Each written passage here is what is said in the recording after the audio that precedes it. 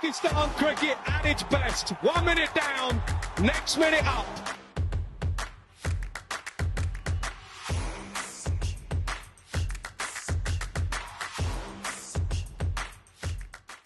Thanks very much, everybody, for joining me once again. Saj Sadiq here for PakPassion. Delighted to be joined by one of our regular contributors on PakPassion, former Pakistan wicketkeeper batsman. He's coached around the world, including Lancashire, Lahore Qalandars, and various other teams.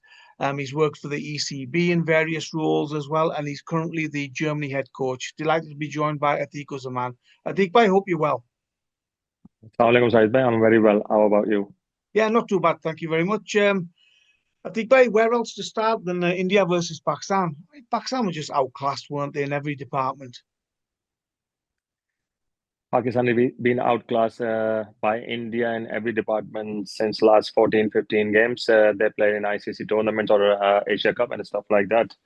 I think it's not an unusual thing. It's some sort of pressure which we can't handle on those big games. The team who performed really well on previous games against different team, such as Afghanistan and all that, and all of a sudden when it comes to India, they can't handle the pressure. In my opinion, I might be wrong, but this is what I can feel that. And yeah, it's very disappointing. I thought Pakistan has got a good squad, but it's not a consistent squad who perform consistently. A lot of people have said that they were surprised that when Pakistan won the toss, they batted first. Do you think that was a mistake? I think so, yeah. Because when you're playing against India, how many times we bat first and won the game in the last few games? I think all the games we've won in last 14 T20 international, I believe it's 3 out of 14 or 4 out of 14. We mostly bat second. We chase those runs. And, I'm listening to a lot of social media pundits and stuff like that, criticizing Shahzada Farhan for his slow batting. He's supposed to be playing faster and all kind of stuff. I don't think they understand the game. They understand the situation. They understand the pressure he would have been in that situation, which made him change his game. I thought Pakistan should have come back to your question. Pakistan should have batted second and tried to chase the score. And, I don't see a wicket has been changed. I thought wicket has played better in second half than first half. I don't know what was the logic. Who's providing them those stats? They're going on a stat base, or even if you're going on a stats base, Sajid, I personally think you got to understand your strength as well. Those stats were. Can you go over those stats because of the strength you have? I am not sure about Pakistan team. I think we should stick to what we know best. I think we should have a stick to ball first. Our bowling is the most strongest area. We should have used them first, and then we should have changed them. At least we wouldn't have lost one-sided the way we lost it. I think by every drop ball in the T20I format is a crime, in my opinion. Yeah, you might get the odd ball that's brilliant that you can't put a bat onto, but 63 dot balls Pakistan played in that innings, which is 10.3 overs, more than half the innings, half the 20 overs were dot balls. Now, I've always been told that good batters can get a single out of a good ball. But these guys, 63 dot balls, I think, what's going on? They are just either stopping the ball or trying to hit the ball. That's what they did. It started with Sam Ayub, first ball, lack of awareness when you're playing short. You haven't got a control on that shot, and you played that ball should have been meant for 4. If he would have sliced that ball over point, it would have gone for 4 or 6. But the lack of awareness, the pressure, that's what I'm talking about, the pressure in those games. On against the smaller side, Sam should have put that ball away, but he couldn't do that. He went to play normal shot, went a little bit uppish, lack of timing, and went straight to the point. And Harris, God bless him, he scored a 50. He celebrated like, the weight gone out of his shoulder. No, mate, you score 150. If you is capable to score 150, you should be scoring 50 on 50 again. That is the time when you can become a hero. But to become a hero, you got to have an understanding. You playing Bumrah.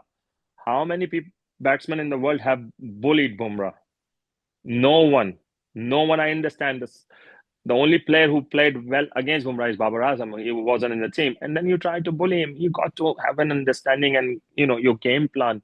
I was listening to some player, I think Ahmed Shahzad, he was right. He said, when you're playing against a team like that, you make your game plans overnight and you think, this is how I'm going to play. Bumrah comes in there, I'm going to give him a little bit there, but I'm going to play positive, but I'm not going to be biased. I'm going to attack these bowlers. These are the bowlers I'm going to attack on them. And you're trying to play, the inning, trying to start the inning where you finish against Oman team. And this is not Oman bowling side. This is one of the world's best team. You're playing against. You got to give them respect. Imagine that we haven't had those 60 balls. Say that 40 balls, we would have scored 70. We could have scored 190 there. Or even 60, we could have scored 180. And 180, the game was on. But we didn't. And that's the difference between Pakistan and England at the minute. England played exactly the way they want to play. Doesn't matter how many wickets has fallen. New batter will come in there and play exactly the same way. I'm not sure Pakistani batsmen are confident enough. The coaching staff have given them that sort of authority. Then look, you play your game without being biased. And my responsibility is to support you and protect you. I don't think in Pakistan that's the case. It's very hard. I feel sorry for the boys. I feel sorry for Aga Salman, to be honest with you. There are a lot of things going on in that game, but, Pakistan would have done better. It was very poor performance. You think this whole intent, aggression thing has gone to some of the players' heads where they're not even thinking about going for singles and instead they're playing these wild shots that you've just mentioned? Yeah, I think so. I think it's called mental block. When you're not focusing on your own strength, you're not focusing on your game plan, you're focusing outside stuff. You're focusing on, if that happened, what will happen? There is no if and but. You go with a clear game plan and say, this is how I'm going to play. If I play well, great. If I don't play well, at least I've stick to my game plan. I don't see a game plan. I don't see what Fakhr was doing. I don't see what Sam Ayub was doing. I don't even know what Saab Paran was doing, to be honest with you. In some point, yeah, it should be criticized because this is not your game. You left, you scored 40 runs, but you played 44 balls. Right? You got to be carry on playing your game, which is you dominate the bowlers. And dominate it. Shaheen Afridi came in there and he was smashing sixes everywhere on their good bowlers. Why can't you do it? Why can't the top 5 or top 6 can do it? When Hassan Nawaz going to perform on consistent basis? When I'm going to see him scoring 50 or 40 runs on crucial against the good side? I've not seen it. Well, this is the thing, Atiq Bhai, and this is the point I was going to come to next. That I've just done some stats of Pakistan against the likes of Australia, South Africa, New Zealand, England, India. The top sides. There's hardly any wins against those top teams. Are we minnows now, Atiq Bhai? Is that what Pakistan cricket is? I think it's average at the minute. I think it's on its prime decline. You see from the mindset, the vision of the top official have, you've got the worst people around you. I'm not talking about Mike Hesson. He's a fantastic coach, but what sort of a staff he have? What's the batting coach role? Can you see any improvement in batting? Does he have a power to speak? Did he play that level of cricket where he can come and dictate somebody or at least give a feedback, honest feedback? Did he play enough cricket? He did not even play first-class cricket enough to give a feedback to the player who's played about 20, 30 international or 40 international. What qualification he's got? What level of coach he is?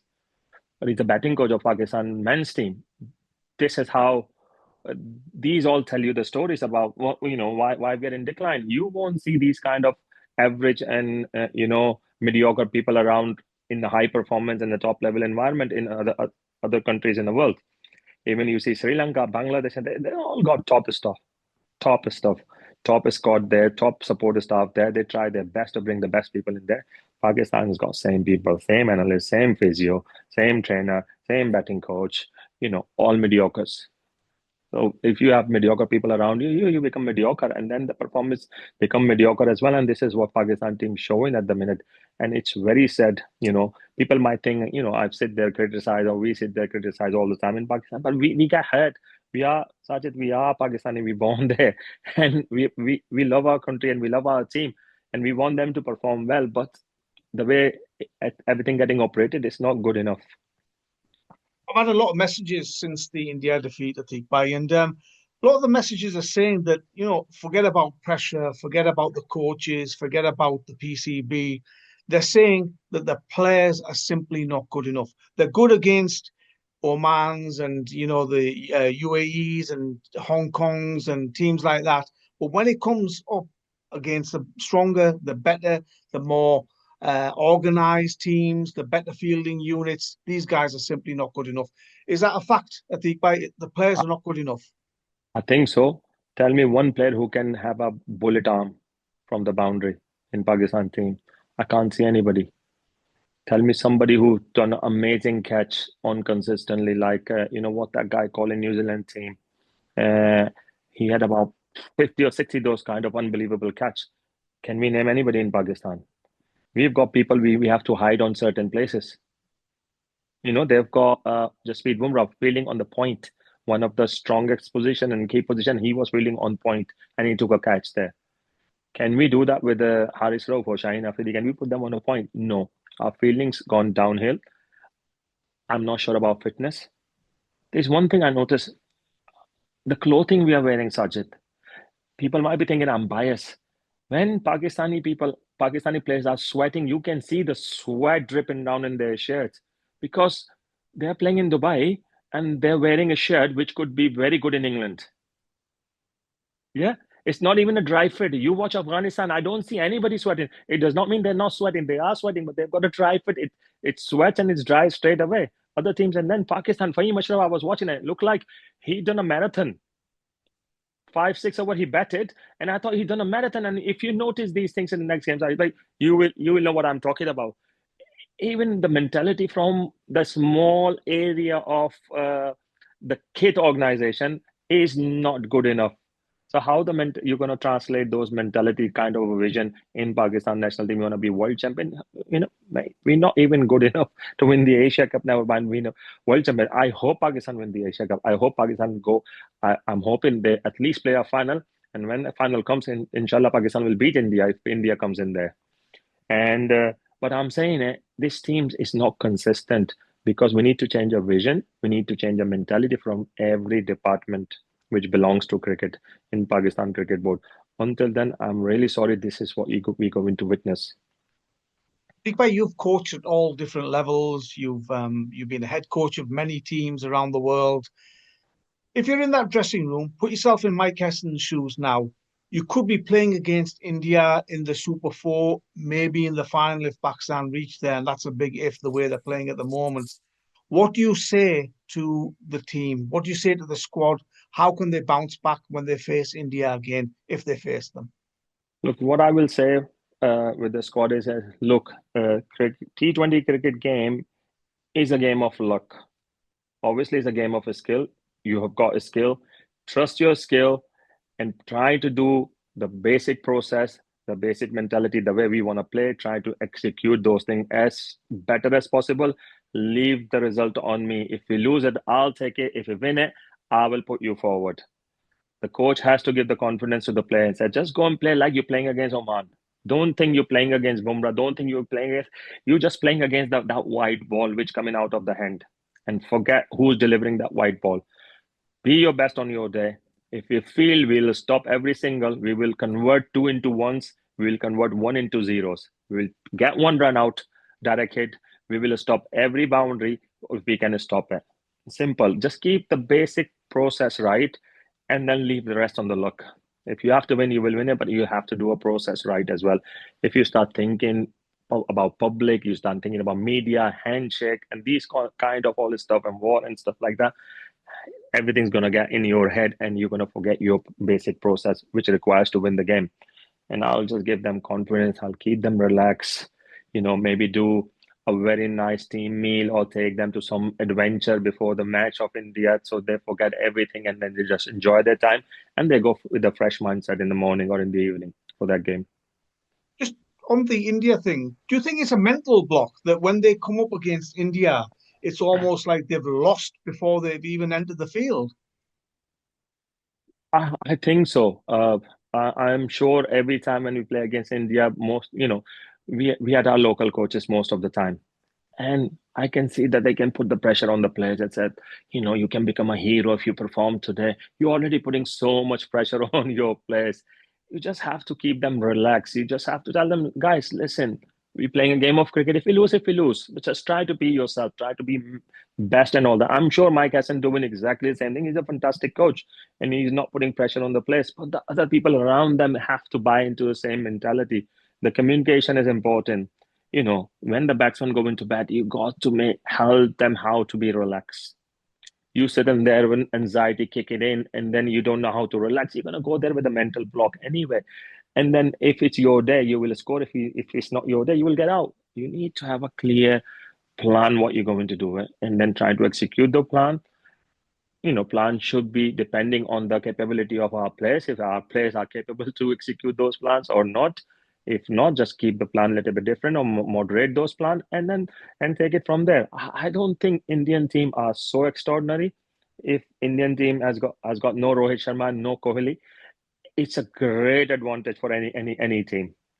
You go in to play a team has got no Kohli and Rohit Sharma in there, two match winners in there. They've still got match winners in there, but they're not consistent match winner. They are very young. They have not played that much cricket. So Pakistan and India has got an equal squad, I would say, or even though Pakistan has got more experience squad than India. Yeah, you got to feel confident enough to go and beat them. Simply.